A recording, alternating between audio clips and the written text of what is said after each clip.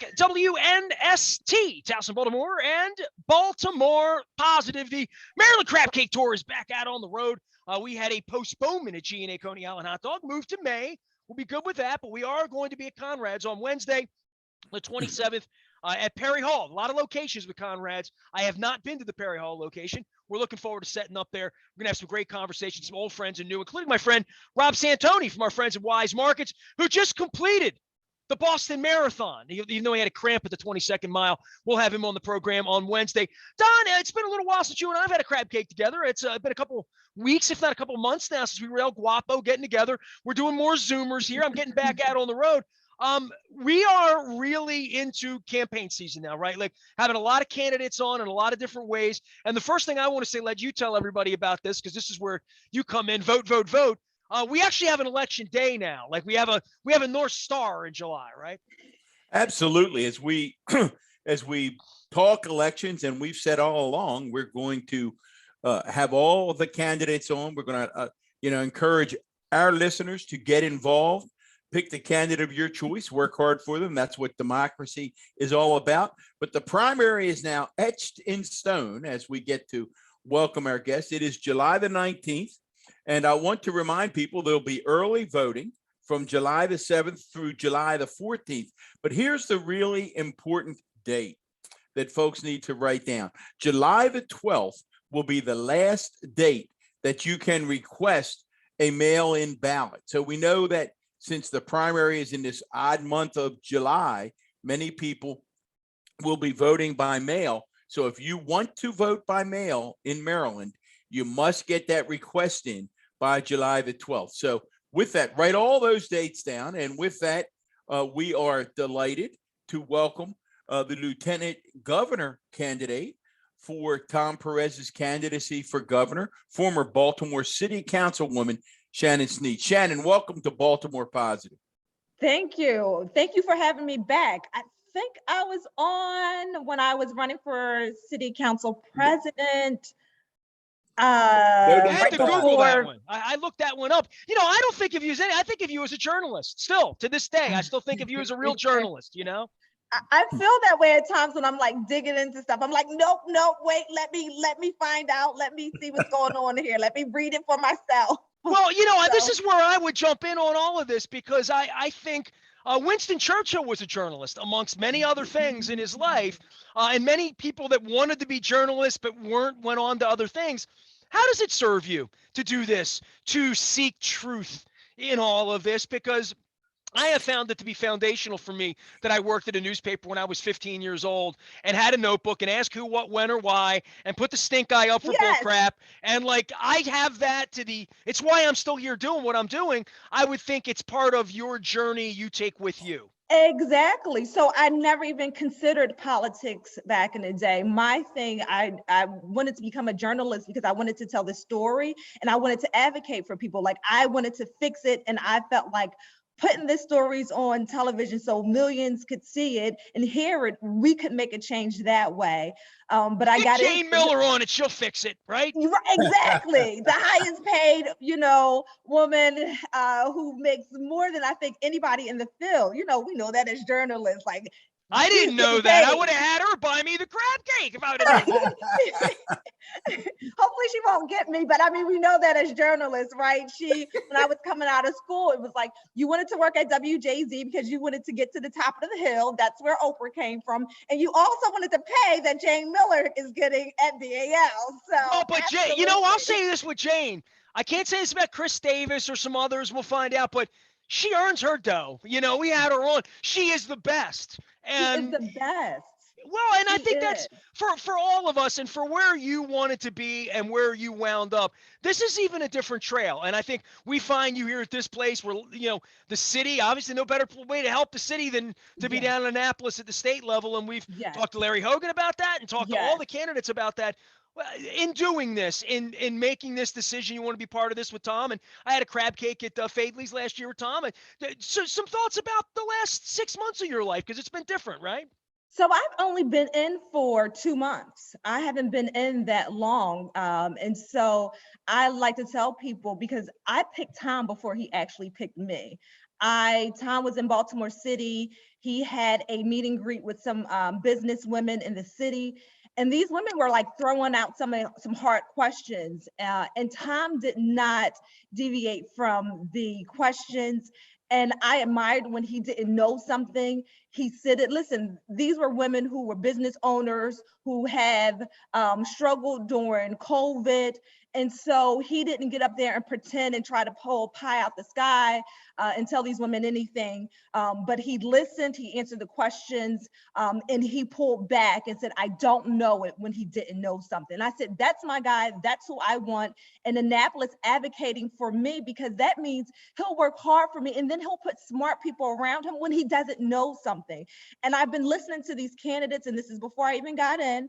And I'm like, that's not how Annapolis works. And this is not how it works, especially for Baltimore City. As a councilwoman, we had to go to Annapolis to make sure that we got enabling legislation. You just can't make a law in Baltimore City for certain areas and think that, oh, it will become law. You got to work with the senators and the delegates. You got to make sure that you work with them to essentially enable you to do things here in Baltimore City. And so it all sounds good when folks are talking about, but it's so important that we go into Annapolis and we know that what we're doing.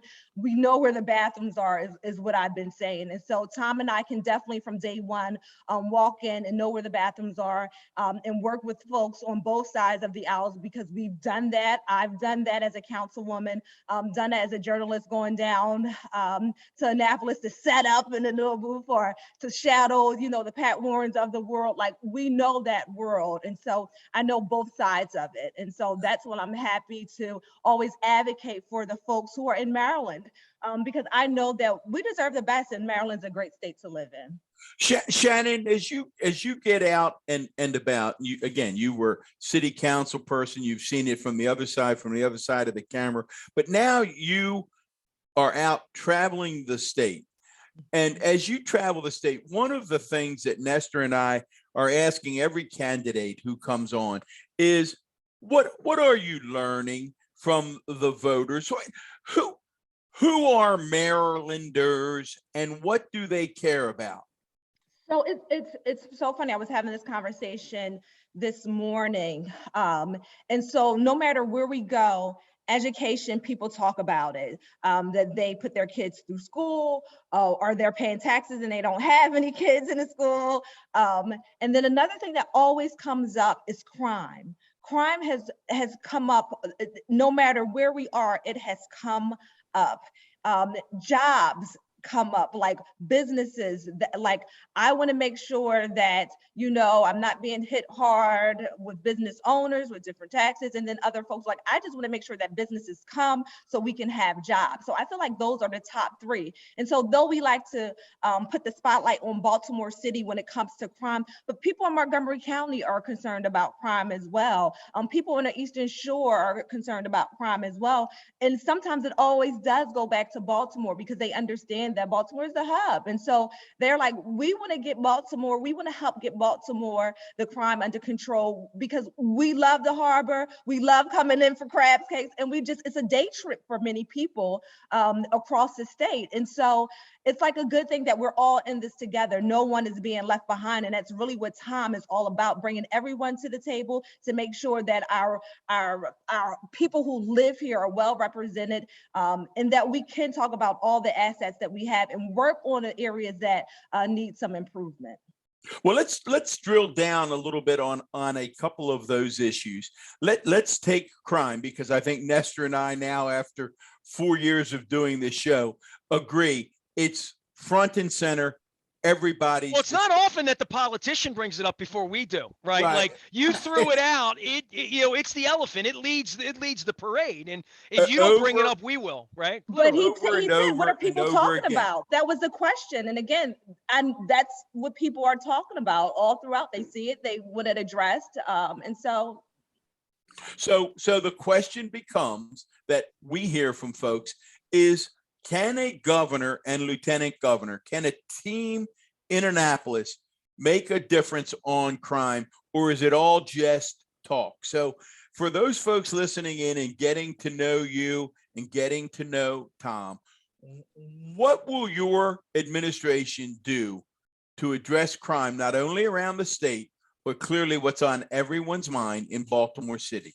So absolutely. So it's funny. When I was a councilwoman, the big issue for years were police are going over, like the budget is outrageous. We're paying more in overtime. And so what we did as council members is we brought the police department in. Let's have a check-in to see what's going on line by line. And I feel like that helped with it, that addressed the issues to see what's going on. And let's make it clear. Let's make sure that the folks know we're asking the questions. You're going through this chart. You see it.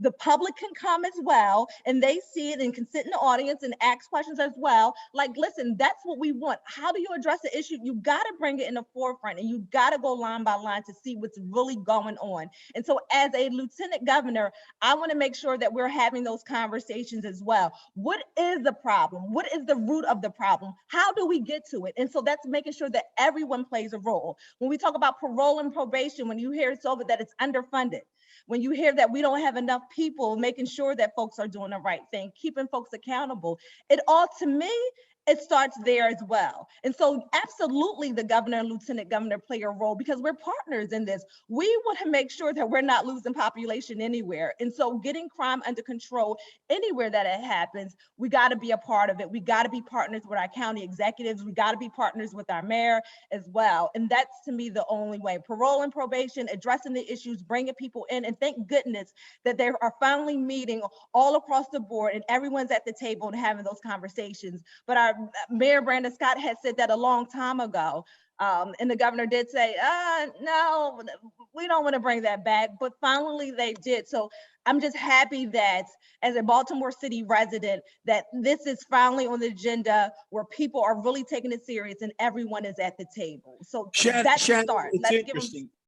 Nestor will tell you the only time we had a nice 2-session sit down with the governor, and the only time that he got his back up is when Nestor and I pushed him on this issue of parole and probation, because I will tell you that we haven't talked to any state official or previous elected official who does not say the state can make a real difference by paying attention to parole and probation.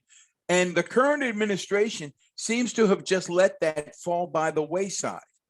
I have a friend who works in parole and probation. And so she has been quite honest for years about what's going on. She has been in the criminal justice system. She went to University of Maryland, Eastern Shore, where I went, go Hogs. And she was a part of it. So she knows from the entry level, ground zero, from even going in folks' houses to seeing what's going on, to doing the checks. Like, she would be a great person to have on the show as well, so she can walk you through the steps. And so she's always said that it's underfunded. It's so many. If we can just have someone bring attention to it, because someone was saying the wrong facts or something while I was a councilwoman. She said, Shannon, that's not true. That is no, absolutely not. You got to speak up on it. But so it's life or death, right? When you let the wrong people out and there's not supervision and there's not true oversight, we're all at risk. We're all at risk of being carjacked. We're all at risk of being a victim of random crime from someone who, and again, you've been at this. When you bring this to Tom, and Tom knows about this as well. I mean, I know Tom's background, but coming from it, you've been there with families in your district. Murders happen in the city and they come to your desk instantly. You're awakened in the middle of the night. And I had Eric Costello on last week with this too. And there's some sort of perception in the county or something like, well, nobody cares. No, everybody cares. Everybody. But it's a partnership that isn't about any individual council person, any mayor, any elected official, or any police officer, quite frankly, right? And that's why we say that we want to make sure, because to me, and I've said it over and over again as a councilwoman, I will continuously say it, that's why education is so important. That's why we have to make sure that our teachers and educators and our administrators are at the table as well. Because what happens is whatever we do at a young age, my daughter's in public school in Baltimore City, she's 5 years old. And so whatever we do at that point will determine what happens in the future. So if parents aren't at the table and our teachers aren't at the table and the folks who are making these decisions are not at the table and not being held accountable, because we know that some of the money is there. And so therefore, and people are rooting for our schools to get more money so they can do what they need to do, but they have to be a part of the conversation, because when you have an education, and I'm not talking about college, I'm just saying you have what our folks say, if you graduate from 12th grade, you can still have a career somewhere, make a decent wage. And that's what we want. Everyone's not going to college, and that's fine,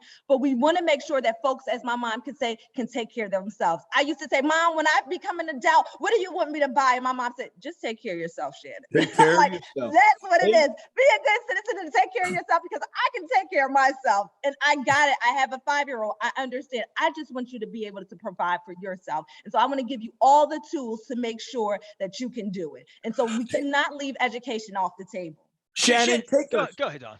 I'm fascinated. Nestor, I don't know that we've had this discussion that I'm about to ask Shannon. You're the parent. You said, I've got a 5-year-old who's in kindergarten in public school, pre-K in Baltimore City. Take our listeners inside that experience. What have you observed about her education? What have you learned by being the mom of a pre-K student in a public school in an urban area? So it's funny, I wanted my daughter to go to Commodore John Rogers because I volunteered there, and I got to see teachers and the administrators from like volunteering and being a part of the school system, right? But when my daughter started, it was during COVID, and you couldn't even go into the schools because they wanted to keep the numbers down. But how do you teach a 5-year-old COVID? Wow, right? Right, and listen, they got it. A 3-year-old in this case 2 years ago. Wow. She's been in school for I think my daughter was in school really at 18 months old, or she was in some kind of like setting where learning was taking place and not at like just a daycare center. And so we made sure that when we but if you need me for anything, text me, call me, I want to be a part of it. I can't, walk into the school system anymore. I can't walk into these doors, but I'm trusting that you will take care of my daughter and these other babies, our precious gems. And so it's trusting, I'm trusting the school system that they'll do the right thing. And so even when they were off for a week and they were doing virtual, to see, it's a teacher and 2 teachers' aides, by the way, they give so much love to our students. They don't even make a lot of money. I always tell people, but they send love home to them. I'm like, stop buying stuff. Stop buying stuff for the classroom. Stop buying this because you guys don't make a lot of money. Her teachers are amazing. I'm giving out a plug. Her teacher is the daughter of the author of the Llama Llama books. So I feel like it's in her to be an educator. And she has these 2 assistants in there that are working with her to make sure that these 20 students, because that's a big class, are learning, and they all are they love it. When I talk to other parents, and she's like, they figure it out. It's amazing to see at this age. She wants to go to school in the morning. She wants to see her teachers, and she'll text them this picture of me on a Saturday because she has on a quirky outfit or something. Make sure, can I take this book to school with me, Mom? Because I want my teacher to see it and read it to the other members. And so to me, that's why I know that if we do things right and we get a hold of it, every school in our system in Maryland can be good. I just believe it, and that's what I'm working towards. I know I hear the stories, and people often ask me, you have your daughter in public school, but I'm like, I want to fix it if I can for everyone, and that's why my daughter is there. I don't think it's fair to pull her out. I could send her somewhere else. We could scrape the money together, but the bottom line is I want a good school for every child, for every person, no matter their zip code. I believe that all schools should be well. I think they should all be good. And so, and kids are off limits, but it's amazing to see these young kids. They're not teenagers, teenagers are like, we're going to school today, we're going to have a good time. And they're like, no, we're not. But babies are like, we're going to have a good day today in school. And she was like, yes, we are. It's going to be great. And so I wish they kept that energy when they're like 16 and 17 as I still well. have that energy, Rander. Shannon Sneed is here. She is the lieutenant governor candidate along with Tom Perez, and the election is July 19th. Of course, my partner in crime here, Baltimore County Executive Don Moeller as well. So I've got, let's see, Don was my high school guidance counselor, was a teacher who became a politician, sort of side door. You're a journalist who became a politician, who's now a politician, but talking about teaching and about education. I would just say this and I did all my crab cakes and I did all 24 counties. I'm doing it again. I'm adding breweries this time. So if you are the electeds in August, come have a beverage with me in August as I traverse the state. But education and the part where Kerwin comes up for Hogan and for this, as well as transportation with the red line, which you're very, very familiar with. Folks like you and anyone on the Democratic side that's running amongst you, and we are having all of you on, Westmore, Francho, we're having everybody on, but it's so different than what we've done here the last 8 years with the red line, with a governor that's been against Kerwin, with a governor who, when he says Baltimore, he says it with angst and not love. And I've talked to a lot of people who love Baltimore, and Baltimore's sort of forgotten in all of this. But the education piece of, well, we've given enough, we were going to quit on it. That's a crazy concept, especially when I meet and interact with someone like you that has a 5-year-old in this system, and you are pointed toward the next 12 years to try to get this child the best education you can get, and that everyone deserves that in every jurisdiction. Yes, and I'm the only one out of the candidates that actually has a young person in public school. And I'm like, again, kids are off limits, but I think that speaks volumes, and people have said that. I'm not pulling pie out the sky. I'm not telling you how it should be. I'm telling you that I'm living my own experience with my 5-year-old, and this is what I'm seeing. And I believe that when there are challenges, that we can correct those challenges. And so you're absolutely right. Even getting to school for some is a challenge.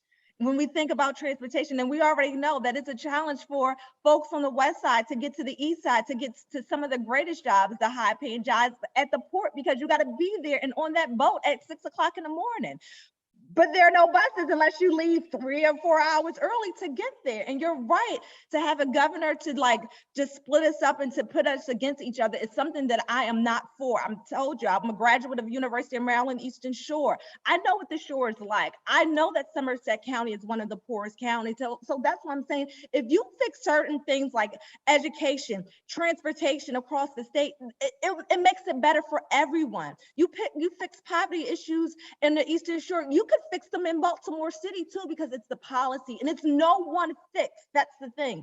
It's going to be different for different counties and different neighborhoods. And so I'm not saying that it's one fit for all. I'm saying that we have to be creative and make sure that we know what areas that we're in, and making sure that we adjust some things for different areas. Don, what does it mean for Kerwin and this money for her 5-year-old child? Shouldn't Kerwin really greatly affect Shannon's daughter's travels wherever she goes to school in this state, right? I mean, isn't that what it was designed for, Don? Absolutely. And as you know, we have full disclosure, my daughter is on the Accountability and Implementation Board, ensuring that these funds do make a difference. And I think the pressure that group feels under the leadership of Dr. Kerwin is to make sure that the money yields the results that we expect. It can't just be money down a black hole. It has to yield results. And we will be following that story very closely. Now, Shannon, you mentioned also an issue that always comes up. And all of the candidates, all of you are talking about this issue of transportation. Break that down for our listeners.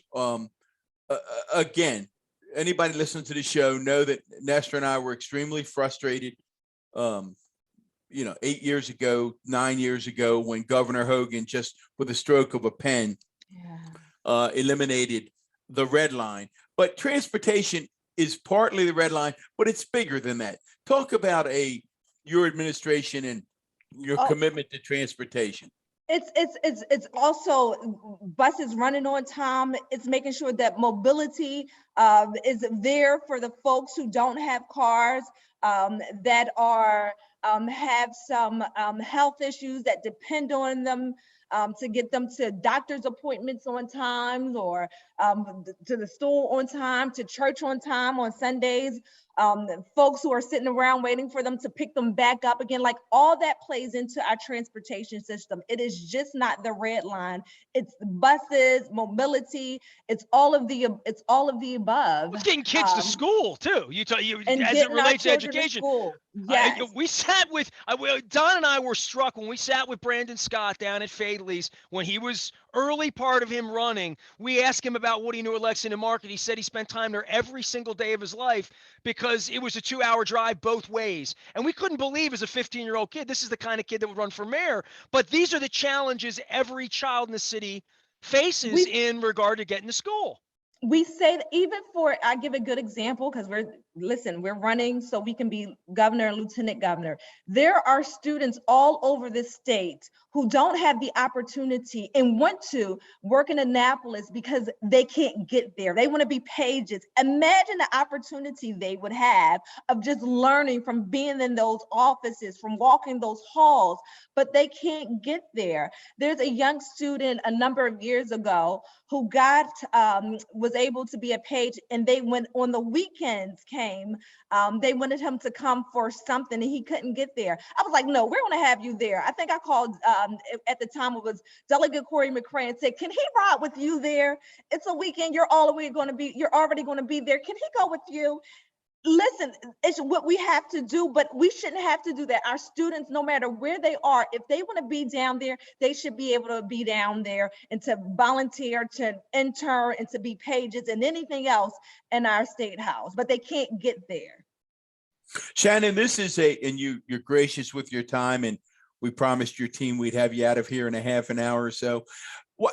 This is an incredible primary with really a number of talented folks trying to be governor.